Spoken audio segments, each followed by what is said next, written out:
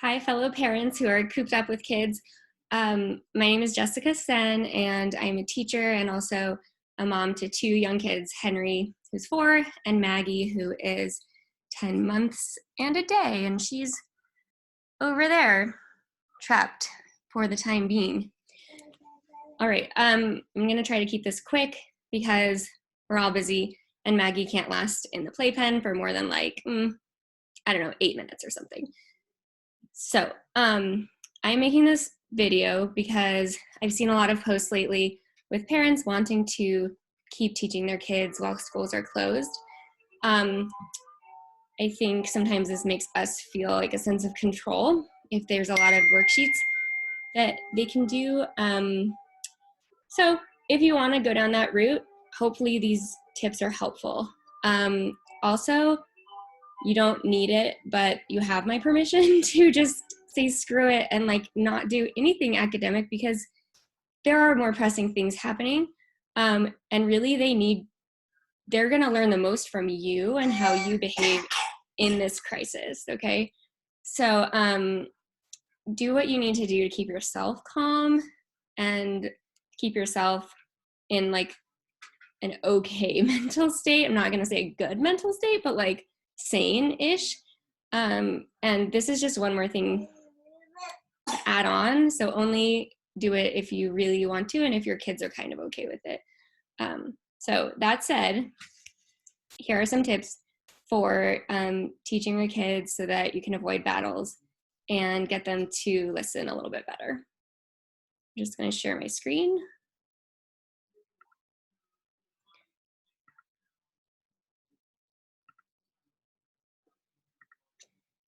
I decided to make this because I've been doing a lot of screencasts for my students, and then I realized like parents need this sort of thing right now. All right, so I'm gonna try to make this 10 minutes or less of tips. Originally, I thought I could do it in 3 minutes or less, but that didn't work out. All right, first thing, think about your child and identify the critical skill or maybe skills that you want them to work on.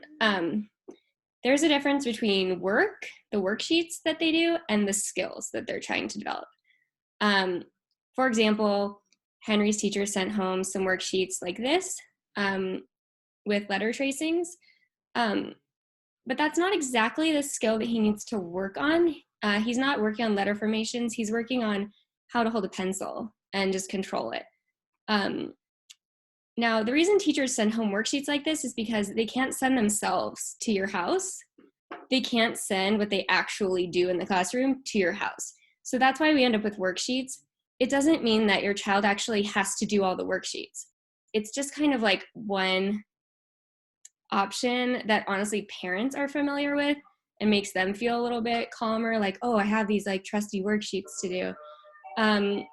But in the classroom, your kids are not doing worksheets all day. They're focusing on skills, and they practice these skills in lots of different ways. So if you can figure out what the skill is that your child needs, like for Henry, just holding the pencil and controlling it without A, dropping the pencil, or B, having like a nervous breakdown, those are the skills he's working on. So I talked to him about like, you know, what kind of pictures he might want to trace or try to circle. And he helped me choose some images of Elsa from online. And then I printed those out.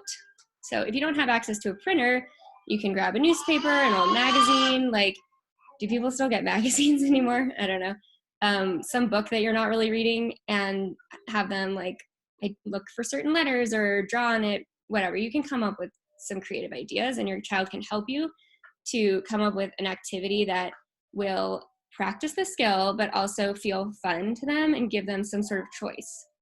Okay, choice is always your friend in teaching. If you can help your child or the student feel like they have some ownership and choice, do that. The skill is the important thing. Practice the skill. Don't just do all the worksheets. Okay. The next thing is kids have really short attention spans. It turns out so do grown-ups, but be realistic. With Henry, we're not doing more than 10 minutes a day of seated work time. It is very hard for him. It's torture. So maybe your child can do these things for hours and then don't tell me because I'll just be too jealous. But if that's not the case, just be realistic about attention span. This is one statistic I've seen, like 3 to 5 minutes per year of a child's age is kind of a reasonable expectation.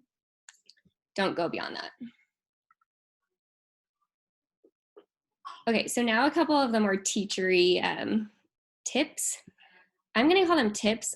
I think the term pro tips has been overused lately. So I have an issue with pro tip, but these are just some tips for getting your kids to listen to you and not exhausting yourself. Okay, so teacher language means, hi Maggie. Okay, teacher language means choosing words carefully for maximum impact and minimal exhaustion. These are 4 key tips for teacher language, or not really tips, but guidelines. Use positive phrasing. That means instead of saying what you don't want the kid to do, tell them what you do want them to do. So instead of don't fiddle with the coaster, say hand the coaster to me.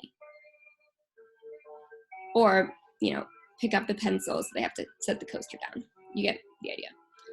Okay, less is more. They don't care about all your reasons or like why you're saying what you're saying.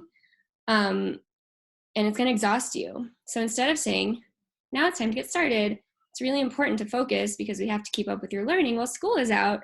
Oh, do you know why school is out? School is out because there's this germ going around. And, oh, your teacher, Miss Shirley, said that we should do this. They don't care. Just say, pick up your pencil. Okay. Phrase commands as commands. As adults, we understand that if someone says, oh, hey, do you want to do this now? Or why don't we do this now, okay? You understand that they're not like really asking or, anyway, kids are more literal.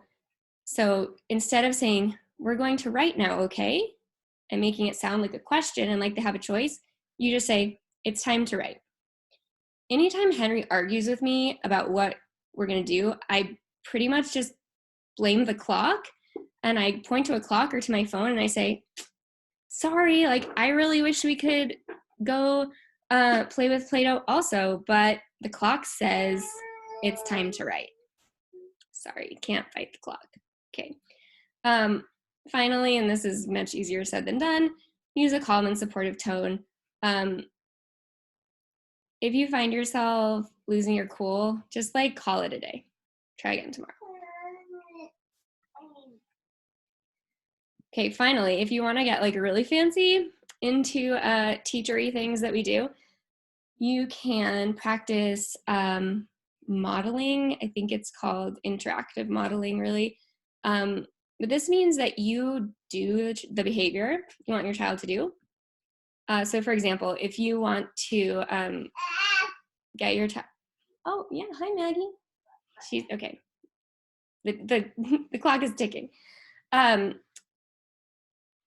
You have your child watch as you do the desired behavior.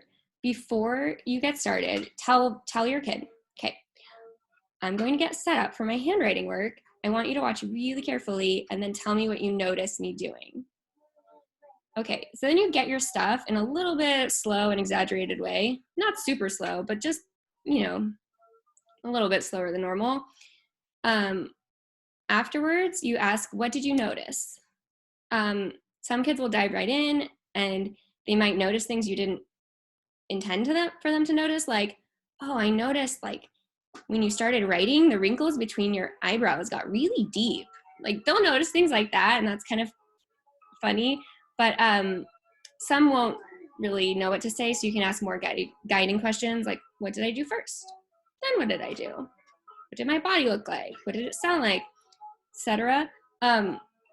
This might feel really scripted and weird, but it sinks in way more with kids than just telling them what to do. Also, it's just more pleasant. They don't then feel like they're just getting bossed around all the time. Oh, tips. Don't try to model a million behaviors in one day. 1 per day is maximum. Also, do not model the wrong way to do things. That would get a laugh out of your child, but they actually remember what they see. So even if you tell them this is what you're not supposed to do, they don't remember that part. They just remember seeing you do the behavior. Finally, if all else fails, give up.